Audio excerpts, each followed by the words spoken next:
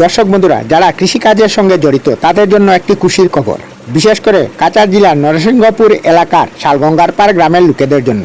আমরা ধান মিলিং করার পর মা বোনেরা অনেক কষ্ট করে চালটি জারতে হয় এবং কুড়া চাল ও খুদ আলাদা করতে হয়।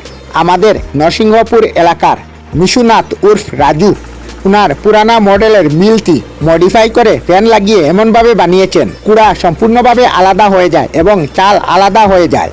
বাড়িতে নিয়ে আর চাল জারতে হবে না। আপনারা যদি চাল জারার কষ্ট থেকে বাঁচতে চান তবে আমাদের রাজুনাথের মিলে আসতে পারেন। যোগাযোগের জন্য ফোন নাম্বার আমি স্ক্রিনের মধ্যে দিয়ে দিলাম। দেখেন কি সুন্দর চাল হয়েছে, একটা একটা চাল। আপনারাও একবার কুটিয়ে দেখবেন ধানটি কি সত্যই এরকম হয়। আমার ভিডিওটি কি ঠিক আছে আপনারা কমেন্টে জানাবেন। এই মিলটি আমাদের গ্রামের অনেক পুরানো মিল। আপনারা বলতে পারেন প্রায় আমার জন্মের আগের এই মিলটি। এটি কান্দিগ্রামের ফণিদার মিল বললে সবাই চিনে। উনার একটি ভ্যান গাড়িও যাতায়াত করতে হলে উনার সাথে যোগাযোগ করবেন।